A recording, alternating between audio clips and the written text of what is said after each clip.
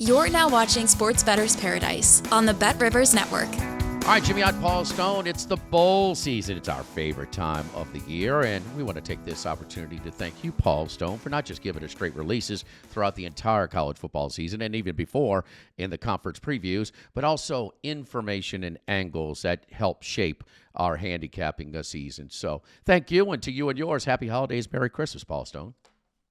Same to you, Jimmy. Glad to be here. A lot of bowl games still to be played. I think we've got, as we record here on Tuesday, the 19th of December, we've got 7 in the books, and I guess 30 some odd still to go, if my math's correct. But a lot of games to be played, and looking forward to it. We get a pretty regular dose from here all the way through the national championship game. Now, look, we pre-record, and so we can't. It's easy to say after the fact, but don't take the full hit on those unbelievable comebacks, whether it is Old Dominion, Western Kentucky, and Western Michigan in the Bahamas Christmas Eve. I mean, I'm getting word before the service, that would happen in that one.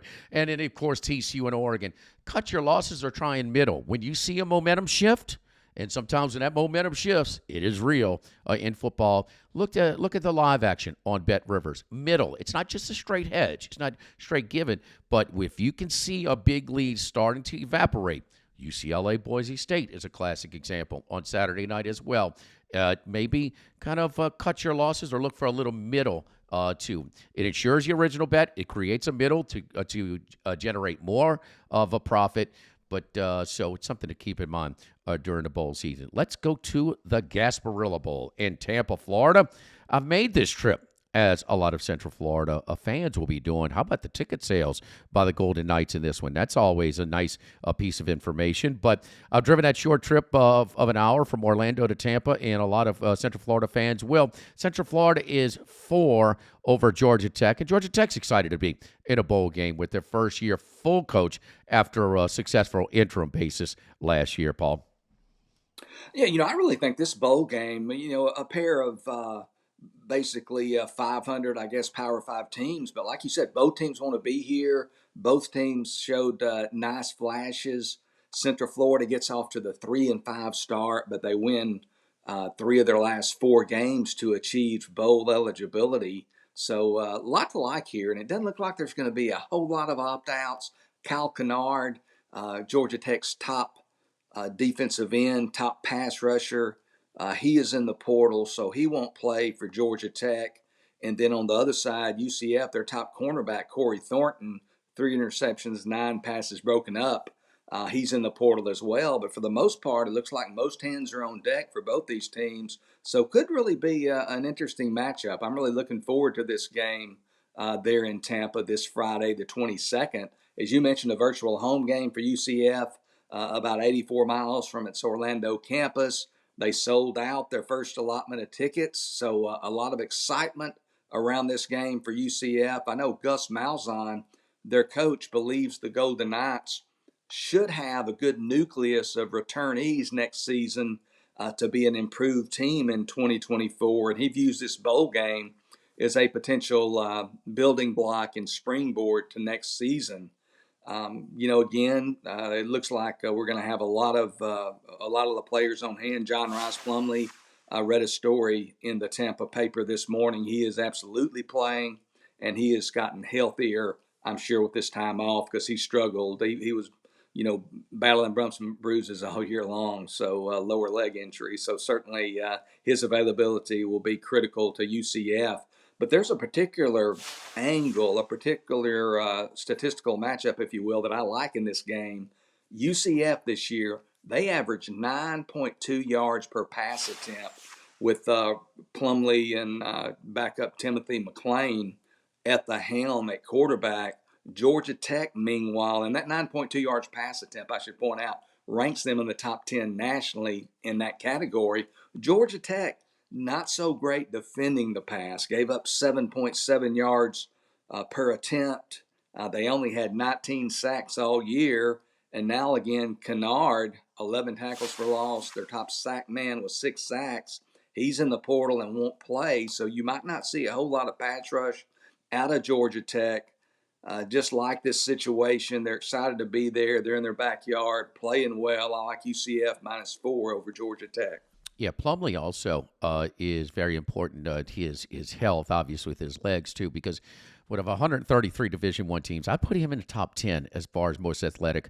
I mean, I saw him once at Ole Miss rush for over 200 yards in a conference game. I saw him play a lot of baseball in center field. He can fly. The MLB scouts love his home to first times. I mean, so for him, his mobility and his rushing threat to be compromised was a big deal throughout this season. So that's good news that he's got some rest and he's excited to play as well. And those ticket sales, that is a pretty good barometer. It's sort of a reflection of the team, of how excited they are to be there. Because remember, Central Florida, with their move to the Big 12, they stopped their interstate rivalry with South Florida in that trip to Tampa each and every year. Hey, right now at BetRivers, until January 1st, earn a 25% NCAA football profit boost when you place a real money live wager of $25 or more on any college bowl game. Profit boost can be claimed 1 time per day during the promotional period. That's going on right now through 1st of January.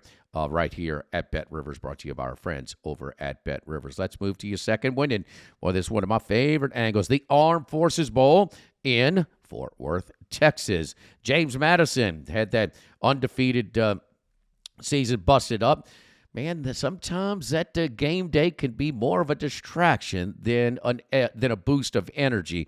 We saw it this past year with Appalachian State beating James Madison, and then who did we see it the year before, where it was the Hail Mary against Troy, knocked out, I'm forgetting who it was. Maybe it was App State. I forget, but in that area of the country. James Madison here, though, is a 2.5-point favorite over Air Force.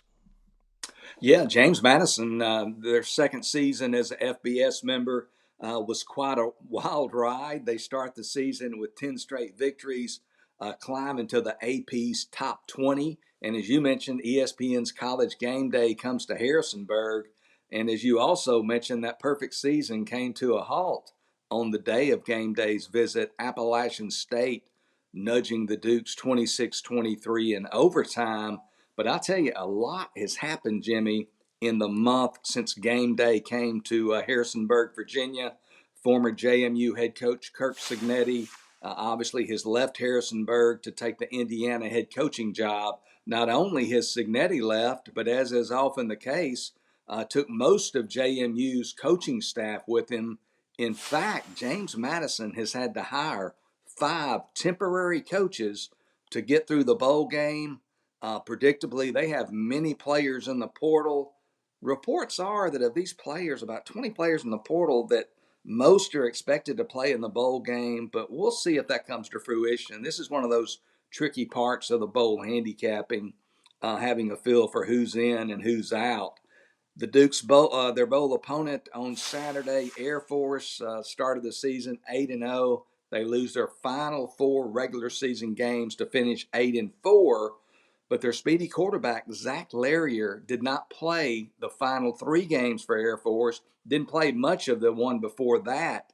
He is now practicing. He's expected to be back for the bowl, as are several other Falcons. So Air Force is going to be healthier, especially on offense. It's never ideal for any team unfamiliar with the offense to be facing this unique triple option offense. It's even more daunting when you have 5 temporary coaches participating in that preparation. Air Force, they've won 4 straight bowl games, have a lot of players from Texas, love playing in the state of Texas. I think they're going to win this game outright. Air Force plus 2.5 over James Madison. Man, that trigger man is so important to that offense, as you know, Paul. And, people wondering why Navy has kind of dumped off a little bit. Man, they don't have those Keenan Reynolds, and I forget the other quarterback's name right now. But, I mean, you don't have those guys, pulling the trigger for you. That's a big deal. Why does these App State bring memories? It was game day at Boone, North Carolina, and App State, where they won on a last-second Hail Mary, 32-28.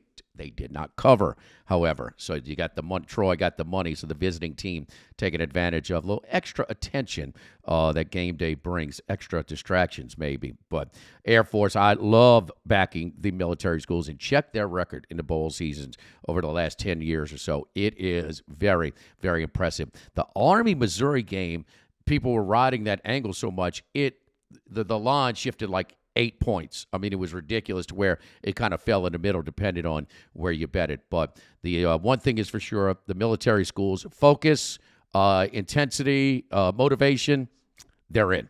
They're in for the bowl games. Get extra value. You know, this football season is winding down, so kind of last little stretch of opportunity here to get the BetRivers squares. Went up to $10,000 in bonus money.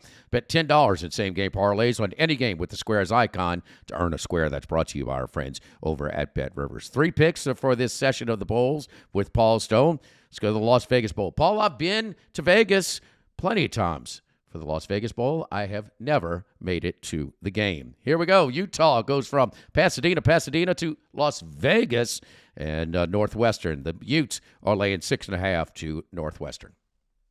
Well, looking back, just real briefly, Keenan Reynolds, one of those quarterbacks for Navy, the kind of guy they hadn't had recently, and then the most recent one, Malcolm Perry. Yes, so those were two. Yes. Man, Keenan Reynolds and Malcolm Perry, those are big-time guys. Man, they were great. Beautiful to watch those guys. But looking to this Las Vegas Bowl game, you know, you kind of hit on one of my key points. Utah, not to discredit the folks there in Las Vegas, they put on a great bowl game. But Utah, the past 2 seasons, have culminated playing in the granddaddy of them all, the Rose Bowl. And now they're, somewhat relegated to the Las Vegas Bowl, not quite as prominent, playing a, fairly middling team from the Big Ten. So, naturally, I think there might be a little bit less oomph in the Utes' preparation for this bowl game. Plus, I don't believe any team in America was more negatively impacted by injuries this year than Utah. I mean, obviously, their quarterback, Cam Rising, didn't play all year. Their standout tight end, Brant Keithy, didn't play all year. And, I mean, the list just goes on and on and on. They've even lost additional players going into this game. Both starting safeties will be out against Northwestern.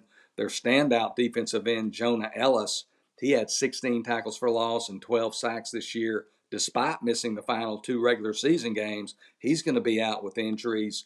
So a lot of key guys for Utah, even ones that previously had been playing for the most part, are out. So not quite the same team that they were hoping to field this year. You look at this Northwestern team, that they are in a bowl game at 7-5, considering where they were in early July, is almost a miracle. As we remember back, they fired their longtime head coach, Pat Fitzgerald, in July amid hazing allegations. They had just a few months prior to that hired David Braun, the former defensive coordinator at North Dakota State, to be their defensive coordinator at Northwestern, even though he had never coached in the FBS level, either as an assistant or a head coach. They promote him to interim coach, and most probably figured there would be a search at the end of the year, but the interim tag removed in mid-November. Braun, now they're permanent as you can be in college football. They're permanent head coach there in Evanston. So Northwestern, just a feel-good story this year. They closed the regular season on a 3-game winning streak, defeating Wisconsin, Purdue, and Illinois. I think they're the hungrier team. I think they're going to have more hands on deck. I like Northwestern in the 6.5 there in Vegas over Utah.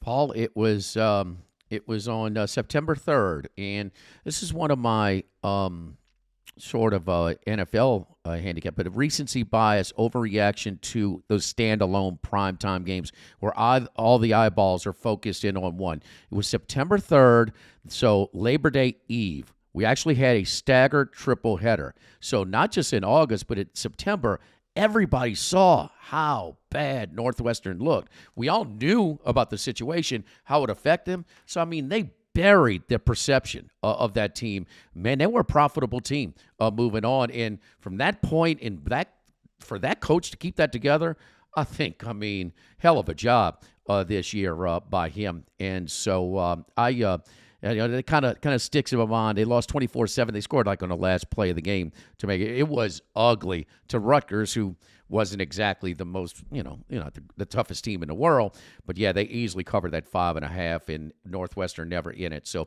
it was a Northwestern, Rutgers, Oregon State, San Jose State, and LSU, Florida State staggered triple header that got all of our attention. I think motivation. I think, yes, Northwestern, for going from there to a bowl game, and Utah going from Rose Bowl to here. Yeah, you can tell me the obvious situation there. So I'm with Northwestern as well. Not sure if that's a good thing or a bad thing, Paul, but we're going to pull for you, baby. One thing about me, Paul, I'll put my money where my mouth is. So there you go. Paul, Merry Christmas, Happy Holidays. We appreciate everything you do for us. We'll be right after the turn of the new year for more bowl games. For Paul Stone, I'm Jimmy Ott here on the Sports Bettor's Paradise on the BetRivers Network.